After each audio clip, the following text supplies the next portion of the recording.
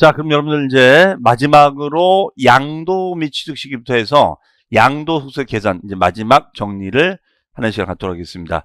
자, 벌써 우리가 기초 강의가 다 마무리되는데요. 어쨌든 여러분들 기초는 전체적인 흐름을 이해했다라고 생각하시고 다 이해하지 못한 부분들은 우리 기본서 강의 갈 때 아주 자세하게 설명을 또 드릴 거니까 걱정하지 마시고요. 남은 내용들 잘 들어주시기 바랍니다. 자, 여기 보시면 이제 양도 및 취득 시기라는 주제가 있는데, 요거는 우리가 취득세에서도 이런 얘기가 있었습니다. 취득세에서도 취득한 날부터 60일까지 신고 납부하기 위해서는 그 시기가 필요하다라고 했는데, 양도소득세도 마찬가지입니다.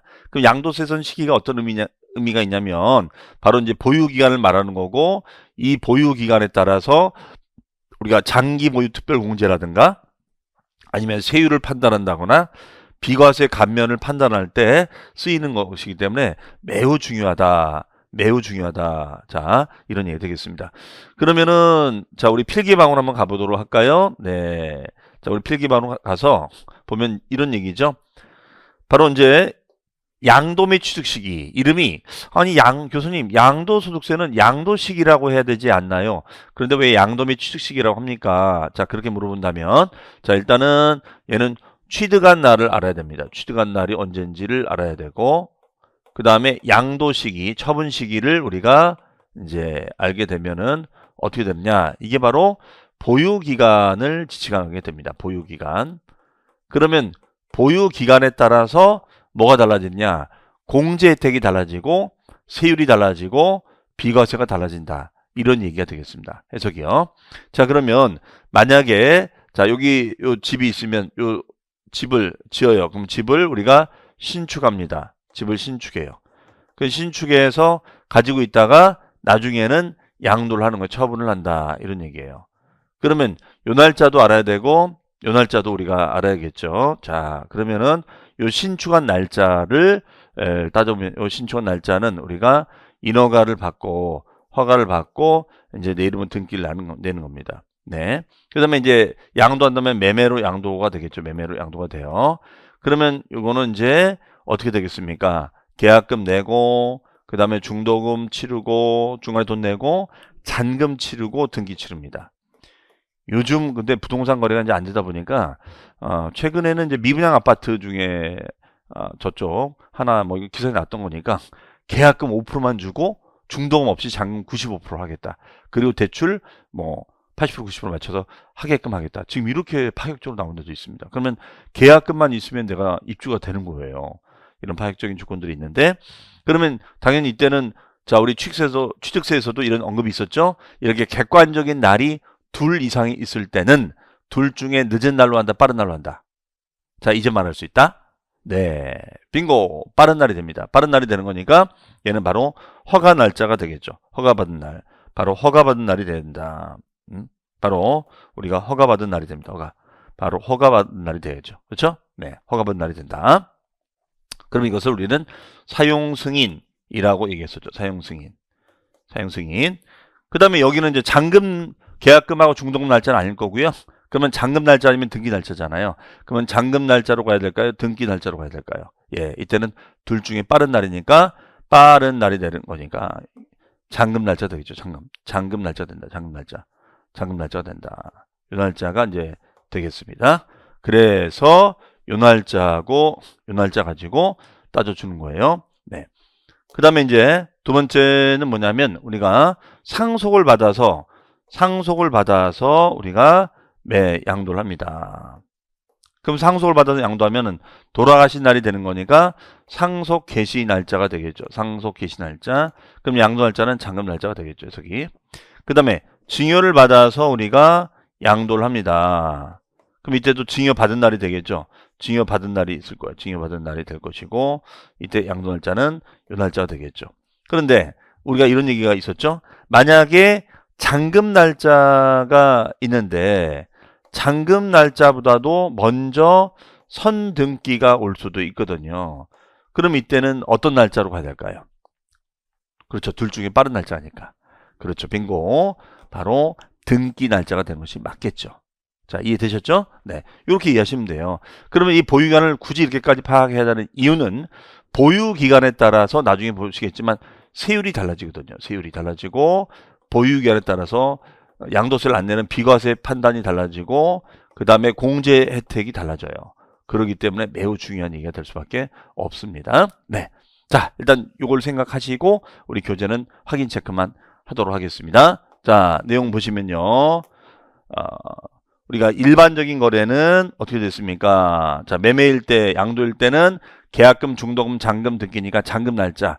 그럼 이때 대금은 잔금 날짜가 되겠죠. 그러면 잔금을 치른 날짜가 된다. 이 말의 뜻은 계약상 잔금 날짜하고 사실상 잔금 날짜가 일치하지 않으면 사실상 잔금 날짜가 된다. 이렇게 얘기가 됐었죠. 네. 그 다음에요. 만약에 대금 청산일이 분명하지 않다. 즉 이날 입금이 안 되고 있다. 그러면은 잔금 날짜가 뭐 입금이 안 되고 있다거나 잔금 날짜가 미뤄지고 있다거나 애매모호하다 이거죠. 그랬을 때는 형식적 기준일로 갈 수밖에 없어요. 그러면 형식적 기준일이 바로 뭐냐? 등기일이다. 등기 접수한 날짜, 등기소에 등기 접수한 날짜가 된다는 거죠. 그러면 대금, 잔금 치른 날이 분명하지 않거나 즉 입금이 안 되고 있다는 거죠. 입금이 안 되고 있다거나 아니면 대금 청산 전에 먼저 등기를 낸 거예요. 그러면 둘 중에 빠른 날이 되는 거니까 등기 등록 접수이 돼야겠죠.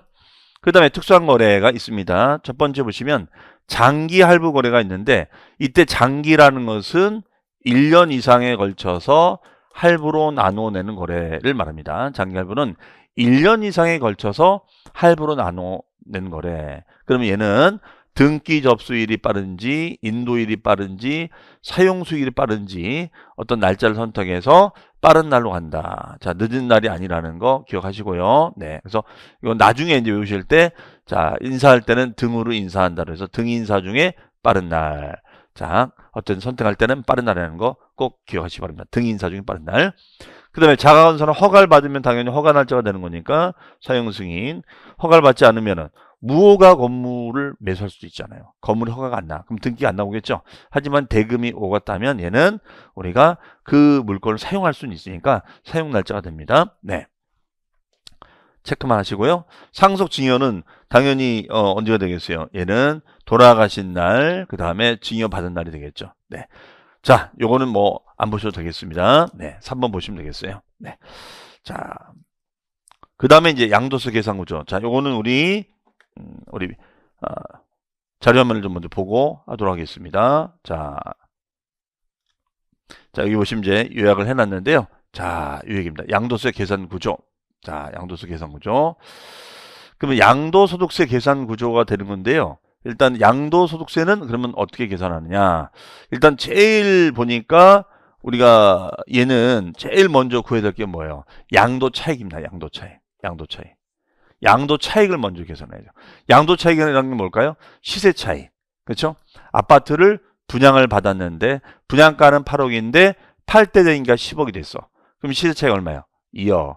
자, 이 땅을 경매로 1억에 낙찰 받았는데 시세가 올라서 2억이 팔았어요. 그러면 1억. 이런 것을 뭐라고 그래요? 양도 차익, 시세 차익이라고 얘기하는 거죠. 처분 차익. 이때 양도라는 것은 처분 차익을 말한다. 처분 차익을 말한다. 이런 얘기가 되겠죠. 그러면 처분 금액이 있고 들어간 돈이 있을 거 아니에요. 처분 금액을 우리는 양도가액, 처분 가액을 우리는 양도가액, 들어간 돈을 필요경비라고 합니다. 이걸 빼주는 거예요. 근데 여기는 실지거래가액으로 하는 방법이 있고 추계로 하는 방법이 있다. 둘로 나눠집니다. 그러면 실지거래가액이 원칙이냐 추계가 원칙이냐 이 얘기예요. 실거래가가 원칙이냐 추계가 원칙이냐. 자, 얘는 실거래가가 원칙이야. 이게 원칙이에요. 원칙. 이게 원칙이 되고 추계가 예외가 됩니다. 추계가 예외가 돼요. 네. 그러니까 실거래가 더 중요한 거죠. 그러면 실지거래가액은 실제 우리가 매매계약서에 써서 대금이 주고 대금 수수가 왔다 갔다 한 그 금액을 말한다라고 보시면 되겠습니다. 자, 그러면 실지 처분한 금액을 뭐라고 하느냐? 실지 양도한 가액이다. 그 다음에 들어간 돈이 있잖아요. 그걸 경비라는데 이때 경비는 필요한 경비만 인정하겠다는 거예요. 왜냐면 이 말을 쓰는 이유는 뭐냐면 그냥 막 집어넣을 수 있잖아요. 뭐 말도 안 되는 비용. 예를 들어서 뭐 매수인한테 하고 같이 밥 먹었어. 이걸 접대비로 떨어가지고 이걸 요즘은 이제 업무 추진비라고 하지만 그렇게 해가지고 비용을 넣는 거야. 그런 건 안 되거든요. 그래서 경비는 아무거나 되는 것이 아니라 필요한 경비 세 가지 취득가액 경비, 자본적 지출액 경비, 양도 직접 비용 경비 요 세 가지를 말한다라고 얘기를 하고 있습니다. 네. 그럼 취득가액이 뭔지 아시겠죠? 이거는 매매계약서가 있죠. 계약서를 통해서 확인하면 되고요. 자본적 지출액이라는 거는 수선비 등을 말해요. 수선비. 수선이라면 아시죠? 엘리베이터를 설치했다거나 에스컬레이터 설치했다거나 많은 돈이 들어갑니다. 자, 그래서 이 양도가액에 영향을 주는 지출액을 말합니다. 얘는 그 다음에 양도 직접 비용은 뭐냐면 양도와 직접적으로 관련성 있는 법무적인 비용하고 그 다음에 세무적인 비용을 지칭합니다. 이때 법무 비용이라는 것은 뭐 법무사 사무실 맡기는 우리가 수수료라든가 아니면은 뭐 중개 보수라든가 아니면은 컨설팅 비용이라든가 이런 걸 말하고 인치 때 세무는 이제 세무사한테 맡긴 신고 대리 비용이 있을 수 있잖아요. 그런 비용을 말합니다. 자, 그러나 이제 추계일 때는 우리가 이 금액을 모르겠다는 거야. 이걸 확인을 할 수가 없다. 그랬을 때는 우리가 금액을 추계하고 추정하고 자본적 지출과 양도 비용도 계산 공제로 추계하겠다. 이렇게 얘기합니다. 그럼 계산이란 건 뭐냐면 필요 경비를 계략적으로 우리 학교는 할 때 이 계자군요. 계략적으로 산정한 금액을 말합니다. 네, 이걸 다 우리가 빼주고 나면 차익이 된다. 자, 내용 보시고요. 그 다음에 이제 더 구체적으로 보면은 여기 보시면은 그럼 어쨌든 실지 거래 가액으로 하든 아니면 정부 나름대로 추정해서 하든 이렇게 이제 가격을 정하는 거죠. 그래서 만약에 차익을 구했다 치자 이거예요. 그러면 차익을 또 줄여주는 규정이 있는데 얘는 이름의 뜻이 다 있습니다. 바로 장기간 보유한 자산에 대해서는 특별히 우대해서 공제를 해주겠습니다. 이 얘기예요. 자, 그럼 이제 양도 소득 금액이 나오죠. 그럼 이때 장기 보유 특별공제는 특별히 공제 준다는 거예요. 특별히. 그럼 특별히 공제 주는 거니까 적용 대상이 되는 것도 있고 안 되는 것도 있겠죠. 그럼 특별히 대상이 되는 것은 토지 건물은 당연히 들어가고 자, 주의할 게 이거예요. 재개발, 재건축 아파트에 입주할 수 있는 자격인 조합원 입주권을 말합니다. 입주권. 근데 이 조합원 입주권은 원래부터 조합원도 있고 승계 조합원도 있거든요. 원래부터 조합원도 있고 승계 조합원이 있는데 이거는 원조합원 입주권이다. 이렇게 얘기를 하고요. 그다음에 조합원으로부터 취득한 것은 제외. 이것은 우리가 승계 조합원이다. 승계 조합원 이렇게 합니다. 승계 조합원. 그래서 원조합원, 승계 조합원. 요거는 제외한다. 그 다음에 등기된 자산이고 3년 이상 보유가 되어 있어야 돼요. 네. 이 조건을 만족했을 때는 적용이 되고 이때 공제액 계산은 우리가 어떻게 되는 거냐. 자, 이거는 공제액 계산이 내용 보시면은 토지 건물 다주택자 같은 경우에는 보유 기간에 따라서 매년 2%씩 공제가 됩니다. 매년 2%씩 공제가 돼요. 네. 그러면은 이거는 만약에 2%씩이니까 만약에 5년이면 10%, 6년이면 12%뭐 이렇게 되는 거죠. 그렇죠? 자, 그러면 최대 15년이 되면은 30%를 우리가 한도로 해줍니다. 30%를 한도로 해줘요. 한도로. 다만 이제 과세가 되는 1세대 1주택자 이거는 어떤 경우냐면 예를 들어서 고가주택자인데 2년 이상 거주를 하는 실수요자가 되면 우대를 하는 목적에서 보유기간이 길수록 거주기간이 길수록 공제율을 높여주겠다 이런 얘기예요. 말되죠? 그래서 얘는 4%씩 그 다음에 거주도 4%씩 그럼 만약에 이분이 8년 보유를 하고 그 다음에 6년 거주를 하였다 라고 한다면 그러면 이때 고가주택은 이제 10억을 넘는 주택을 말합니다. 10억을 이런 넘는 주택. 그러면 이런 경우에는 8년 보유했으니까 어떻게 돼요? 8년 보유했으니까 8, 4, 32%가 되는 거죠. 그 다음에 6년 거주가 됐으니까 6, 4, 24%가 되죠. 그러면 중복 공제가 되냐? 중복이 돼요. 오케이. 중복이 됩니다. 그래서 얘는 최대 80%를 한도로 우리가 공제를 해줘요. 그러면 32%에다가 24%가 되면은 어떻게 돼요? 56%가 되겠죠. 56%. 여기는 56% 공제가 됩니다. 56%까지 공제가 된다. 이렇게 보시면 되겠습니다. 자, 그래서 장기 보유 특별 공제액은 자, 이런 내용이 있다라고 보시면 되겠습니다. 네. 그다음에 그러면 이제 우리가 어디까지 이제 완결이 된 거예요? 바로 양도차익에서 장기 보유 투표용지를 빼고 나면 양도소득금액이 된다. 그럼 소득금액에서 기본공제를 빼자. 자, 그러면 이제 이거는 뭐냐면 이거죠.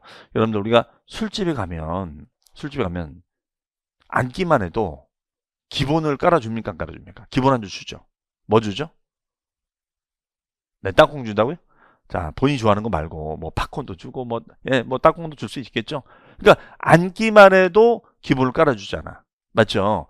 그러면은 아니 하다못해 우리 술집에 가면은 기본을 깔아주는데 세법도 아니 그러면 3년 이상 보유를 하고 싶은데 어찌어찌해서 내가 상황이 안 돼서 3년 보유가 안 된다면 그럼 나는 공제 하나도 못 받는 거냐? 너무 억울하지 않느냐? 이럴 수 있겠잖아요. 자, 이해되시겠죠? 그래서 만들어준 공제가 바로 뭐냐면 기본공제, 기본안주. 그렇죠? 그러면 요 공제 금액이 뭐냐면 우리가 250만 원 공제가 됩니다. 250만 원. 그러면 이제 과세 표준이 나오고 여기다 이제 세율을 부과시켜 줍니다. 네. 이해하시겠어요? 네. 그럼 이걸 암기하는 방법을 한번 모색을 해 볼게요. 자, 요거 암기하는 거. 자, 맨 처음에 양 있어요. 양에서 장기를 빼. 양에서 뭘 빼요? 장기. 자, 지금 지저분한 게 중요한 게 아닙니다. 장기를 빼고 나면 소곱창에 나와. 소곱창. 그럼 소곱창에서 기본안주를 먹어. 기본안주. 그럼 기본안주는 과세표준. 자, 되시겠어요? 자, 양에서 장기를 뺍니다. 장기를 뺐더니 소곱창이 나왔어. 소곱창은 기본안주는 과표. 자, 그래서 양에서 장기를 빼면 소곱창 기본안주는 과표된다. 이렇게 보시면 되겠습니다. 자, 그러면 이제 외울 수 있겠죠? 그러면 그냥 하나 예를 들어볼게요. 한번 계산해보죠. 간단하게. 예를 들어서 토지가 있는데 이 토지의 매가가 뭐 2억. 그 다음에 들어간 취득가액 등의 비용이 1억이야. 그 다음에 얘는 10년 보유했어요. 10년. 그럼 어떻게 될까요? 자, 매가, 양도가액이 얼마예요? 2억. 그 다음에 필요금비 들어간 돈이 1억. 그럼 양도차익 얼마예요? 1억이죠. 그 다음에 장기 보유 투표공제는 3년 이상 보유가 되면은 매년 2%씩 공제가 됩니다. 매년 2%씩 공제가 된다. 매년 2%씩. 그러면 10년이 되면은 어떻게 돼요? 곱하기 20% 되겠죠? 네, 20% 됩니다. 그러면 20% 공제가 되는 거야. 그러면은 장기 보유 투표공제는 1억 곱하기 20%. 그러면 얼마가 돼요? 2천만 원 되죠? 2천만 원. 그러면 1억에서 2천만 원 빼줘. 그러면은 8천만 원 나오겠죠? 8천만 원. 자, 그럼 8천만 원에서 250만 원을 빼주면은 어떻게 돼요? 7,750만 원이 됩니다. 7,750만 원. 네. 7,750만 원이다. 이렇게 정리되겠다는 거죠. 그 다음에 여기다가 이제 곱하기 세금 요율을 곱해주면 되겠죠, 저기. 네. 이해하시겠죠? 네. 이렇게 보시면 되겠어요. 그러면 이제 세율을 알아야겠죠, 세율. 자, 세율은 우리가 가장 높은 세율이 등기하지 않고 미등기 전매한 거예요. 이건 등기법 위반이죠? 등기법 위반입니다. 그러면 얘는 70%. 그 다음에 등기된 자산 중에서는 우리가 얘는 보유 기간에 따라 나누는 거야. 보유기간이 짧으면 투기고 보유기간이 길어지면 투자니까 길수록 세금률을 낮추고 짧을수록 높이자. 그래서 1년 미만일 때는 우리가 70%. 미등 70% 엄청나네요. 그렇죠? 거의 미등기 취급받는 거죠. 네. 주택하고 조합원 입주권, 분양권. 이거는 재개발, 재건축 아파트 입주할 수 있는 자격이고 그 외 일반이 분양받을 수 있는 권리가 분양권이죠. 자, 70% 굉장히 규제를 받습니다. 그러나 그 외라는 것은 뭐 토지라든가 아니면 상가, 건물 등을 말한다라고 보시면 되겠어요. 얘는 50%. 그 다음에 이제 1년 이상 2년 미만일 때는 주택과 입주권이 60% 됩니다. 그 다음에 분양권도 60%, 그 다음에 토지 건물 등은 40% 되네요. 그렇죠? 그 다음에 2년 이상 보유가 되면은 이거는 어떻게 되느냐? 기본세율로 가는데 기본세율은 6에서 45%의 기본세율이 됩니다. 여기도 6에서 45%의 기본세율이 됩니다. 반면에 분양권은 2년 이상이 돼도 60% 됩니다. 그래서 얘는 766, 그렇죠? 얘는 76기, 76기, 예, 766, 54기, 54기 이렇게 외우셔도 되겠습니다. 어쨌든 세율은 지금 억지로 올라가지 마시고 자꾸 눈에 익히세요. 어쨌든 키워드는 뭐냐면 단기면 높은 세율, 장기 2년 이상이면 기본 세율인 6에서 45%의 누진세율이 된다. 그래서 과세표 좀 크기에 따라서 낮은 율에서 높은 율까지 나온다. 이렇게 생각하시면 되겠습니다. 정리되셨죠? 네. 반면에 기타 자산은 어떻게 되느냐? 보유기간에 관계없이 기본세율, 관계없이 우리가 얘는 기본세율이 된다는 거. 그럼 몇 프로? 6에서 45%. 그러면 기타 자산은 예를 든다면 뭐가 있었느냐? 얘는 이게 있었죠. 우리가 회원권 같은 거, 골프, 콘도 이런 회원권 등이 있었죠. 회원권. 네. 그 다음에가 뭐 영어권, 사업용 자산권 파는 영어권 같은 거. 그런 것들을 말했었어요. 그래서 영어권은 권리금이다 이렇게 했었죠. 얘네들은 보유기간 안 따지고 기본세율이 된다라고 보시면 되겠습니다. 자, 그 다음에 그러면 이제 바로 이제 문제를 한번 가볼까요? 네. 양도와 취득 당시 실질 거래 가액을 확인할 수 있다면 당연히 얘는 뭘로 가요? 자, 대원칙은 실제 계약서 쓴 걸로 가면 되겠죠. 실질 거래 가액으로 갑니다. 그렇죠? 그 다음에 양도가액을 기준시가라는 것은 국세청, 이 실거래가가 확인이 안 되면 국세청에서 고시한 가격이에요. 국세청에서 고시한 가격으로 합니다. 그럼 국세청 고시가액을 기준시가라고 해요. 기준시가. 그러면 양도가액을 기준시가에 따를 때는 취득가액도 뭐에 따른다? 기준시가에 따른다. 이 얘기가 되겠습니다. 네. 그 다음에 배분의 70.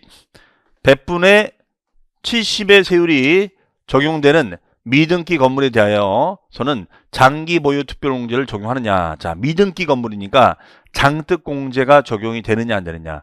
적용이 되지 않습니다. 네, 그렇죠? 그러면 얘는 우리가 양도 차익에서 원래는 마이너스 장기 보유 특별공제를 빼주고 마이너스 기본공제를 빼주는 건데 얘는 이 공제를 하나도 못 받는 거예요. 왜? 미등기니까. 미등기는 말 그대로 몰래 팔다 걸린 거예요. 그러니까 거의 뭐 밀수나 다름없는 거야. 그러니까 이건 용서가 안 돼. 그래서 얘는 양도차익에다 곱하기 70%. 그럼 양도차익이 만약에 1억 원이 된다면 얘는 얼마요? 7천만 원이 되는 거죠. 네. 자, 그 다음에 1세대 1주택 요건을 갖춘 고가주택. 고가주택은 비과세가 안 되고 과세가 된다라고 했었죠. 그럼 이때 장기 보유 특별공제는 우리가 어떻게 되는 거냐? 자, 적용이 되느냐 안 되느냐? 이건 적용이 되죠. 되고 얘는 어떻게 준다 그랬죠? 보유 기간에 따라서 거주 기간에 따라서 매년 4%씩 공제가 된다. 그렇죠? 보유 기간에 따라서 거주 기간에 따라서 매년 4%씩 공제가 된다. 이렇게 썼습니다. 최대 80% 안으로 한다. 자, 이 얘기 되겠어요. 그러면 이제 기출질문 봅니다. 28회 때. 자, 내용 보시면은 토지를 취득함에 있어서 매입한 채권을 만기까지는 기다릴 수가 없어요. 매입한 채권을. 자, 그러니까 요 매각 차손은 채권의 매매 상대방과 관계없이 전액 양도 비용으로 인정이 되느냐. 네. 만기 전에 판 거는 우리가 근데 이거는 주로 이제 금융기관이라든가 금융기관 관계없는 건 아니고요. 금융기관이라든가 아니면은 기타 금융기관을 준하는 그쪽에 하는 거지. 그냥 아무 뭐 사설로 해서 이거는 진행하면 안 되겠죠. 해석이요. 네. 이렇게 보시면 되겠습니다. 자, 그 다음에 납세 절차가 있는데 요거는 우리 교재를 통해서 확인해 보도록 하겠습니다. 네. 자, 그러면 이제 요 계산 구조는 아까 암기하는 요령 말씀드렸습니다. 양에서 장기를 빼면은 소급차이 나오고 기본안주는 과표 나온다. 자, 이렇게 순서 암기해 두시면 되겠고요. 그 다음에 양도채가 취득가액 산정 방식은 원칙은 뭘로 한다고 그랬죠? 원칙은 그렇죠. 양도자와 양수자 간에 실제로 거래한 가액이다. 이게 대원칙이 되는 거죠. 그렇죠? 자, 2번은 니은은 건너뛰겠습니다. 그 다음에 여기 보시면은 우리가 양도가액을 실질거래가액에 따를 때는 취득가액도 실질거래가액으로 가고 양도가액을 기준시가에 따를 때는 취득가액도 기준시가에 따른다. 그러니까 이런 걸 뭐라고 하냐면 여기다 메모합니다. 여기다가 동일시 기준원칙. 동일시 기준원칙이다. 이렇게만 메모해 주세요. 동일시 기준. 양도가액의 상황에 따라서 취득가액도 상황이 정해진다. 양도가액을 만약에 국세청 고시가액인 기준시가로 한다면 취득가액도 그렇게 간다. 같이 움직인다. 이런 얘기 되겠죠. 그러나 실질거래가액이 분명하지 않으면 추계로 간다. 추정한다. 추정한다는 거죠. 추정해서 계산한다. 요 뜻이 되겠죠. 해석이요. 그러면 추정된 금액이 바로 뭐냐면 매매사례가액, 그 다음에 감정가액, 환산취득가액 또는 기준시가 등으로 간다. 이런 얘기 되겠습니다. 그러면 주변에 매매사례가 있는지 아니면 감정평가 금액이 있는지 뭐 기준시가 있는지 이거 가지고 따져주겠다라는 얘기 되겠죠. 해석이요. 자, 그러면은 이때 양도가액이 불분명했을 때는 순서가 어떻게 되느냐. 1순위가 매매사례, 2순위가 감정가액, 3순위가 기준시가. 자, 취득가액이 분명하지 않았을 때는 1순위가 매매사례, 2순위가 감정가액, 3순위가 환산가액, 4순위가 기준시가 됩니다. 그러면 양도가액이 분명하지 않으면 매감기, 취득가액이 분명하지 않으면 매감환기. 이 순서는 꼭 암기를 해두셔야겠습니다. 그래서 이 순서의 의미는 뭐냐면 우리가 확인이 불가능했을 때 실거래가는 가장 유사한 거. 특히 이제 아파트 같은 경우에는 주변에 매매 사례가 많이 있거든요. 요즘 밸류맵, 디스코 등등 각종 그 플랫폼 사이트들이 있어서 실거래가 확인을 다 할 수 있어요. 아니면 이제 토지 같은 경우는 실거래가 없을 수 있거든요. 왜냐면 주변에 땅 거래가 많이 없었다면. 그러면 이 경우에는 어떻게 가느냐. 이 경우에는 이제 감정평가를 받아서 감정평가법에 따라서 이제 평가를 하고, 그것도 없으면 이제 우리가 국세청 고시가액인 기준가로 가는데, 이 환산가액의 의미는 요거는 나중에 기본서 가서 설명을 드리도록 하겠습니다. 그래서 여기는 매매사례가액, 그 다음에 감정가액, 환산취득가액, 기준시가 요거 나와 있죠. 네. 자, 요거는 그냥 요런 상황이란만 보시면 돼요. 양도가액은 얼마인지를 알겠는데 마이너스 취득금액을 모르겠어요. 너무나 오래 전의 금액이라 이 금액이 얼마인지를 모르겠다. 그래서 이것을 환산하겠습니다. 너무나 오래되다 보니까 이 금액을 환산하겠습니다. 요 뜻이 되겠습니다. 네. 자, 그 다음에가 요 실지거래가액에 따랐을 때 들어가는 그러면은 구체적인 필요금비는 뭐냐. 자, 요 내용 확인해 보면요. 일단 취득가액 경비가 있는데 취득가액에 들어가는 금액에는 매입가액에 취득세, 등록면허세 등의 부대비용이 다 들어갑니다. 그래서 원취득원가에다가 세금 비용이 다 들어간다. 이렇게 보시면 되겠어요. 이걸 다 합쳐서 우리는 들어간다. 자, 그 다음에요. 그 다음에가 어떻든 약정이자. 약정에 따른 우리가 이자입니다. 약정에 따른 이자. 그럼 약정이자니까 우리가 할부 약정이자. 네, 요것도 들어간다는 것이죠. 그렇죠? 네. 그러나 지연이자는 안 돼. 지연으로 인한 이자는 내 잘못이죠. 잘못한 거니까 안 된다는 거야. 그렇죠? 네, 일단은 이렇게만 체크하시고요. 나머지 니은 디귿에 대해서는 나중에 차후에 설명을 또 드리겠습니다. 그 다음에 큰 흐름만 보겠어요. 자본적 지출액의 뜻은 뭐냐? 이거는 내용연수, 즉 우리가 자산의 수명을 내용연수라고 하죠. 이거를 연장시키거나 아니면 자산의 가치를 증가시키기 위한 수선비용을 말한다. 수선비를 말한다. 그래서 수명을 연장하는 비용이라든가 수선비용을 말한다. 이런 얘기예요. 이런 것을 자본적 지출액이다. 이렇게 보시면 되겠습니다. 그러면 그런 대표적인 사례가 방확장 비용. 그렇죠? 그러면 공사로 인해서 가치가 증가되는 방확장 공사 비용, 용도 변경 비용, 개량 비용 등이 있다. 이렇게 정의를 하고요. 각종 개발 부담금, 재건축 부담금.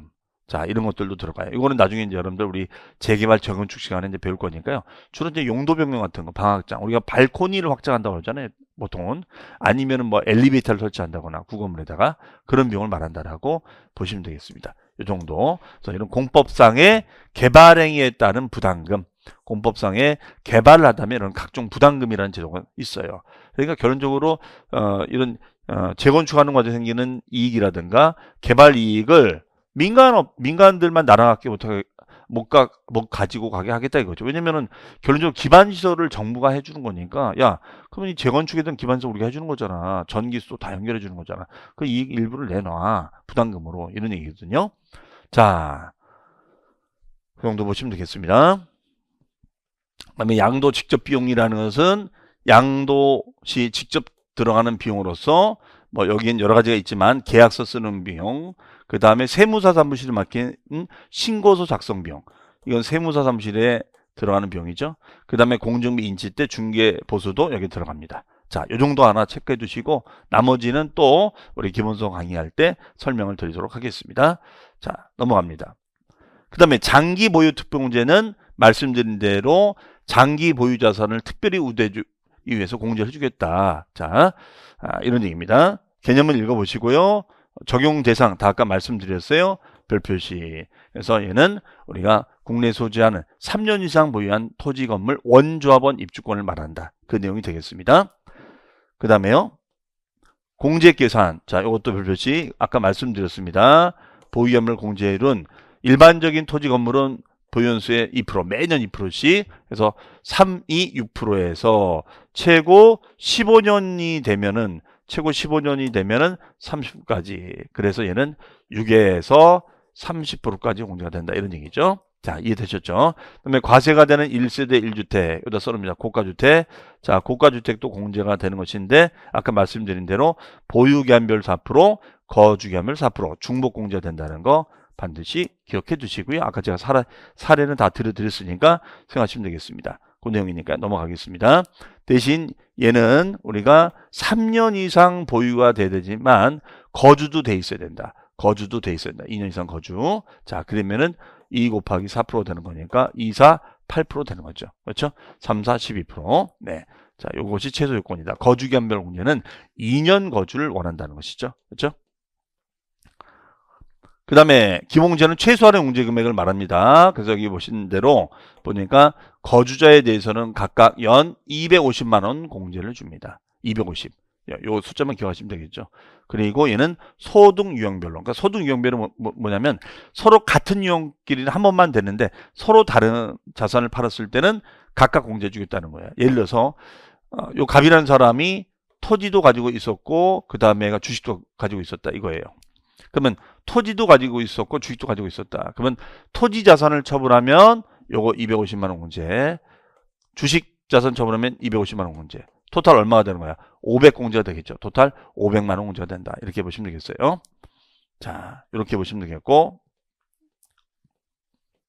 그 다음에 세율. 자, 세율은 어떻게 되느냐 보니까 요거는 아까 그 세율표 있었죠, 여러분들? 네. 여기다가 별표시 해놓으시고 나중에 이거는 보시면 됩니다. 가장 높은 거는 미등기 70%, 그 다음에가 보유기간에 따라 달라지는데 1년 미만 50%, 1년 이상 2년 미만 40%, 2년 이상이 누진세율이 된다. 과세 표준 크기에 따라서요. 그래서 1,400까지는 6%. 그러면은 뭐 비용 다 제하고 공제 다 받고 우리가 6% 된다는 것이 되겠죠. 최고 45% 됩니다. 비삼용 토지는 비삼용이니까 규제하는 목적에서 10%를 더 얹어줍니다. 그러면 16에서 55% 되겠죠. 넘어가겠습니다. 그 다음에 주택하고 입주권. 자, 요것도 동그라미. 자, 요 내용 다 보시되 미등기 70%, 등기되면 1년 미만 70%, 1년 이상 2년 미만 60%, 2년 이상 45%다. 요 내용들은 여러분들이 보시고요. 가장 우리가 높은 율이 규제받는 게 분양권입니다. 그래서 이거는 아까 자료에서 다 보여드렸기 때문에 넘어가도록 하겠습니다. 자, 이 조정 대상 지역, 요거는 지금 거의 뭐 강남, 서초, 용산 거의 다 풀렸기 때문에 사실 이 규정은 큰 의미는 없어요. 이건 나중에 이제 우리 기본서 강의할 때 그때 가서 말씀드릴 테니까 이건 생략. 원래 조정 지역이 되면은 20% 30% 할증이 되는데 이 규정이 지금 다 유예가 됐거든요. 그러니까 큰 의미가 없는 조항이 되기 때문에 넘어가도록 하겠습니다. 네. 자, 납세 절차. 그럼 양도세 이제 납세 절차 마무리 줘야죠. 그러면 이런 얘기입니다. 양도소득세는 그러면은 1월 1일부터 12월 30일까지 부동산을 양도했다. 처분하였다. 우발적 처분하였다.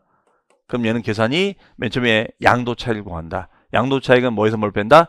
양도 가액에서 들어간 비용, 경비, 필요비 세 가지, 취득한 경비, 그 다음에 수선비 등의 자본적 지출에 양도 직접 비용, 법무 비용, 인치대, 중개보수 등 다 빼고 나면 양도 차익이 나와. 근데 그 양도 차익에서 3년 이상 보유한 자산을 우대해 주겠대. 장기 보유 특공제를 빼줘요. 그러면 양도 소득금이 나오고 최소한의 기본제 250만 원 빼주자. 그러면 과세표이 나오고 곱하기 세율은 세금이 나온다. 이런 얘기 되겠죠. 해석이요. 네.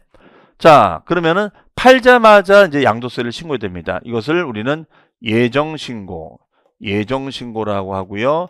그 다음에 5월 달 5월 1일부터 5월 31일까지 신고하는 것을 확정신고라고 얘기합니다. 확정신고. 확정신고.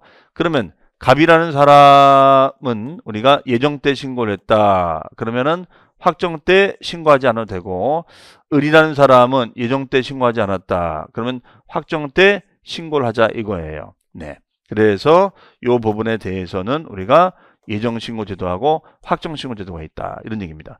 그러면 당연히 여러분 같으면은 세금은 빨리 신고하고 싶으세요? 늦게 하고 싶으세요? 안 하고 싶다고요? 아니, 하셔야죠. 자, 해야 됩니다. 그러면 당연히 늦게 하고 싶지 누가 빨리 하고 싶어요. 그래서 우리 제법은 예정신고를 하지 않으면 가산세상의 불이익이 있습니다. 우리 가산세 배웠죠? 가산세는 우리가 뭐 10%짜리도 있었고 20%짜리도 있었고 40%짜리도 있었죠. 그렇죠? 그러면 얘 같은 경우에는 어떻게 됩니까? 우리가 과소 10%, 무신고 20%, 부정신고일 땐 40% 된다. 했었죠. 이걸 받는다는 거죠. 그러니까 하라는 얘기야. 그러니까 예정신고를 언제까지 하는지가 매우 중요합니다. 그러면 이때는 이제 양도소득세가 나오겠죠. 양도소득세가 얼마. 근데 이 세금이 너무 많이 나와요. 다시 말하면 이 세금이 1,000만 원을 초과했어요. 1,000만 원 초과. 1,000만 원을 만약에 초과했다. 그러면 얘는 이제 어떻게 되느냐? 얘는 분납할 수 있어요. 분할해서 납부할 수가 있습니다. 분할해서 납부할 수 있는 분납제도가 있어요. 네. 물납은 없습니다. 물납은 없는데 분납제도는 있다. 이렇게 보시면 되겠습니다. 네. 자, 그러면 이제 이 내용 보겠습니다. 그러면 양도소득세는 우리가 어떻게 되느냐? 얘는 신고주의다. 그렇죠? 그 다음에 납세지는 양도자의 주소지가 된다. 납세지는 양도자의 주소지가 된다. 없으면은 거소지가 된다. 이 얘기가 되겠고요. 그 다음에 예정신고 납부. 자, 얘는 예정신고 납부는 양도 차익이 없거나 차손, 손실이 나도 신고 납부를 해줘야 돼. 네. 차익이 없어도 손실이 나도 신고는 하도록 되어 있습니다. 그 다음에요. 부동산 등을 양도했을 때 얘는 양도일이 속하는 달의 말로부터 2개월까지 우리가 신고를 해줘야 돼요. 그러면은 말일 꼭 기억하시고요.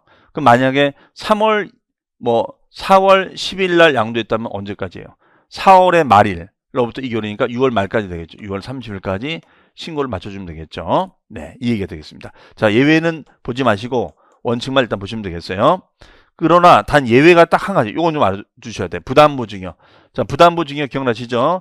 부담보증이라는 것은 채무를 인수하는 조건으로, 대출을 승계하는 조건으로, 전세를 갖다 승계하는 조건으로 증여받는 것. 얘는 3개월까지 됩니다. 말 그대로 3개월. 왜 그러냐면 증여세 신고랑 같이 움직여서 그래요. 얘는 증여세 신고하고 양도소득세 신고를 동시에 되거든요. 수중자는 증여세, 양도자는 양도세, 증여자는 양도세. 그러면 양도세는 2개월이고 증여세가 3개월이면 서로 매칭이 안 되는 거잖아요. 얼마나 혼선이 있겠어요. 그래서 3개월로 조정한 겁니다. 그다음에 이걸 예정신고 납부를 만약에 이행하지 않으면 어떻게 된다고 그랬죠? 제가 당연히 우리가 가산세가 붙는 거죠. 가산세. 그러니까 무조건 해라. 그래서 무신고 가산세 일반일 때는 20% 우리 공부했던 내용이죠. 그 다음에가 부정할 땐 용서가 안 돼. 부정할 때는 무조건 우리가 40%. 고의적인 누락일 때는, 그 다음에 일반 과소가 됐을 때는 10%가 됩니다. 그 다음에 부정 과소가 됐을 때는 요거는 100분의 40이 된다. 이렇게 보시면 되겠어요. 네. 그 다음에가 납부정 가산세는 하루당 0.02% 됩니다. 그럼 확정신고는 어떻게 되느냐? 확정신고는 다음 연도 5월 5월 말까지 납세지 세무서장에게 신고를 해줘야 돼요. 자, 니은은 건너뛰고, 그 다음에 확정 신고는 과표가 없어도 손실이 나도 신고를 하자. 이런 일이 되겠습니다. 그다음에 예정 신고를 했다면 중복해서 할 필요 없으니까 확정 신고를 하지 아니할 수가 있습니다. 네. 중복은 할 필요가 없다는 거죠. 중복 신고는 할 필요가 없다. 이렇게 보시면 되겠네요. 해석이요. 네. 그 다음에 자, 가산세 요런 내용들은 우리가 나중에 차후에 기본소 강의 때 말씀드리겠습니다. 자, 그다음에 물납은 없습니다. 하지만 분할납부는 된다.